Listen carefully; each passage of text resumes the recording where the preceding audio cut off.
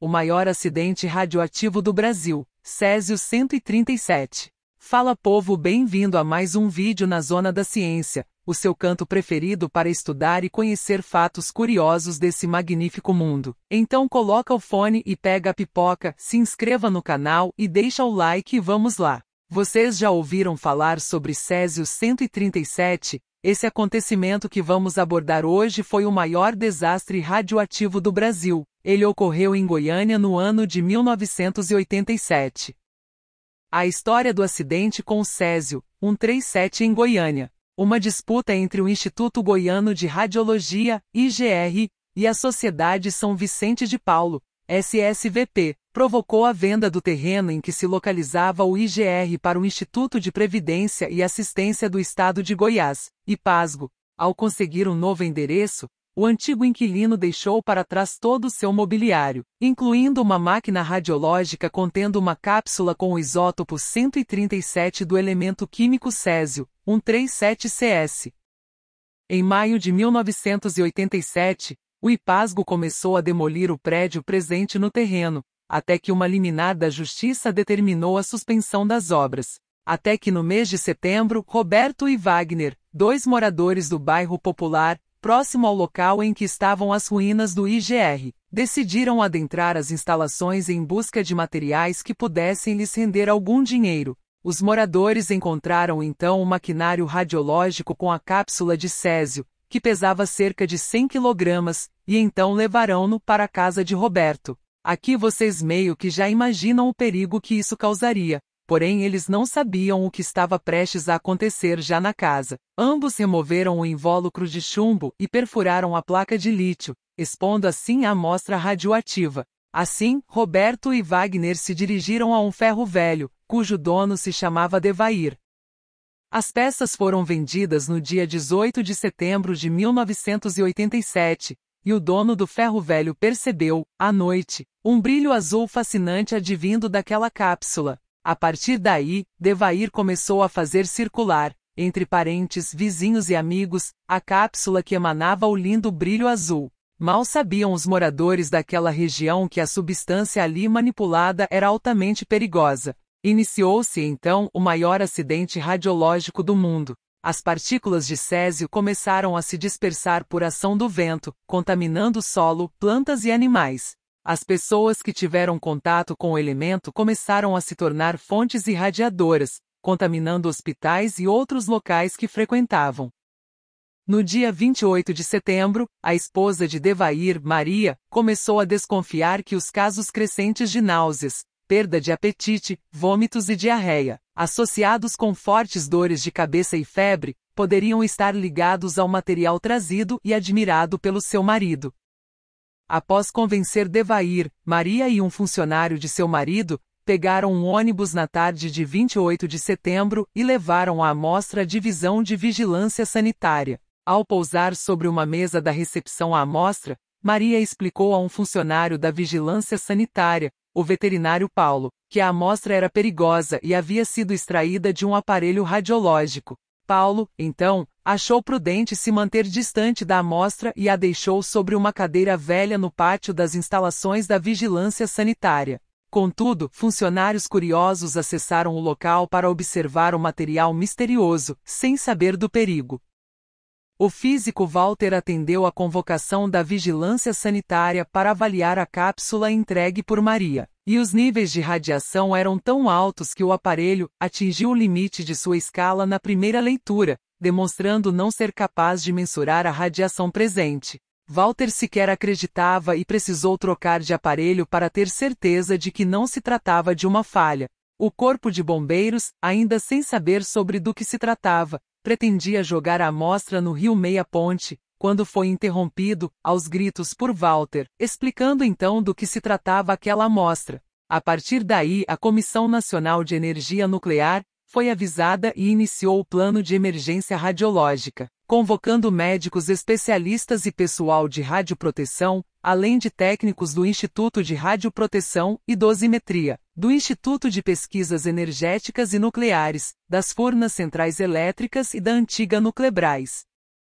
Além disso, deixaram de sobreaviso o Hospital Naval Marcílio Dias, no Rio de Janeiro. Até então o único no país com uma enfermaria especializada em contaminados por material radioativo. A CNEM também avisou a Agência Internacional de Energia Atômica sobre o acidente. O que foi feito para conter o Césio 137 em Goiânia? As fases de contenção se iniciaram no próprio prédio da Vigilância Sanitária, quando a cadeira e a fonte radioativa foram cimentadas, a fim de reduzir a dose letal no local. Já no Estádio Olímpico foi criada uma triagem radiológica de pessoas, a fim de identificar radiação e prestar atendimento às vítimas. Cerca de 113 mil pessoas foram monitoradas, chegando-se ao número de 120 pessoas com contaminação externa e ou interna, 22 dessas com sinais de superexposição. As vítimas foram então encaminhadas para o Hospital de Doenças Tropicais de Goiânia, porém 11 doentes, diante da gravidade, foram transferidos para o Rio de Janeiro. Os radioacidentados foram tratados de acordo com as normas internacionais de descontaminação, isolamento e terapêutica, com posterior tratamento médico. As técnicas de descontaminação utilizadas foram as seguintes: banhos mornos com sabão neutro, uso de ácido etanóico, ácido acético, para aumentar a solubilidade da substância radioativa e assim facilitar sua remoção. Aplicação de dióxido de titânio com lanolina em regiões de maior contaminação, como mãos e pés. Utilização de métodos e materiais abrasivos para descontaminação da pele, tais como pedras pomes e buchas de nylon. Aplicação de resinas de troca iônica em luvas e botas plásticas para descontaminação de pés e mãos. Os pacientes eram estimulados a fazer exercícios físicos e banhos de sol. Além disso, medicamentos eram utilizados visando a maior eliminação da radiação. Aproveitando-se do fato de o césio ser um metal alcalino e, assim, comportar-se de maneira análoga ao potássio no organismo, fez-se também o uso de diuréticos. Por isso, os pacientes eram instruídos a beberem cerca de 3 litros de líquidos por dia, como água e sucos ricos em potássio. A descontaminação da cidade ocorreu sob a liderança do Consórcio Rodoviário Intermunicipal CRISA, mediante designação da CNEM. Para a recuperação dos locais afetados foi feito um rastreamento radiológico aéreo, com utilização de um detector acoplado em um helicóptero. Também foi feito um rastreamento terrestre mais apurado nas regiões mais atingidas. Ao todo, foram monitorados 67 quilômetros de área e apontados 42 sítios contaminados, sendo os principais focos, obviamente, a casa de Devair e Maria, em que a cápsula ficou condicionada por dias, além dos ferros velhos e a própria vigilância sanitária. As técnicas de descontaminação contavam com lavagens com água, aplicação de ácido misturado com azul da Prússia e uso de aspiradores de pó de alta eficiência. Se a descontaminação não fosse possível ou fosse ineficiente, o objeto era considerado rejeito radioativo. Pela dificuldade de contaminação, muitos locais foram considerados rejeitos radioativos e necessitam ser demolidos. Árvores foram cortadas, frutos foram descartados e o solo foi removido e substituído. Em áreas mais críticas, como os ferros velhos, o solo recebeu ainda camadas de areia e até mesmo camadas de concreto. Com a grande geração de rejeitos radioativos, foi definido que seria necessário um plano para o gerenciamento destes. Obviamente, a escolha do local para a deposição provisória desses rejeitos enfrentou grande resistência política. Quando foram designados os locais para o depósito, os caminhões carregados com tambores radioativos foram recebidos pelos moradores com uma substancial chuva de paus e pedras. Afinal, ninguém gostaria de ser vizinho de lixo radioativo, sem contar que os cálculos apontavam a necessidade de 300 anos para que aquele rejeito perdesse todo o seu potencial contaminante ou irradiante. Em 1995, criou-se um novo município, Abadia de Goiás, para abrigar, em definitivo, os rejeitos radioativos, mais especificamente no Parque Estadual Thelma Ortegal. Esse município, inclusive, carrega o símbolo de radioatividade em sua bandeira. Consequências do acidente com o Césio 137 em Goiânia. Além da grave crise sanitária, a população de Goiânia sofreu com o preconceito. Os cidadãos da capital de Goiás eram barrados em hotéis, restaurantes e aeroportos em outros estados. Veículos com placa de Goiânia estavam depredados.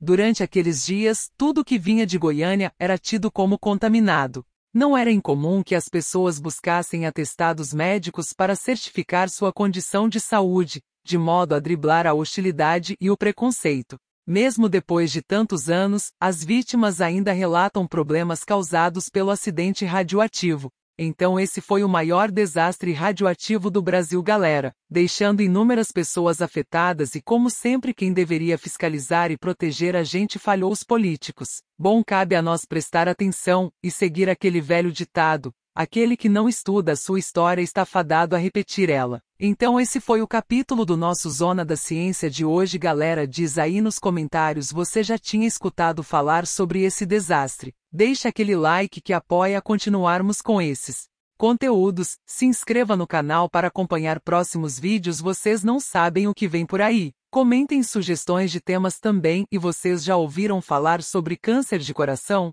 Dá uma olhada nesse vídeo que vai aparecer no final então. E esse foi o nosso Zona da Ciência de hoje. Até a próxima!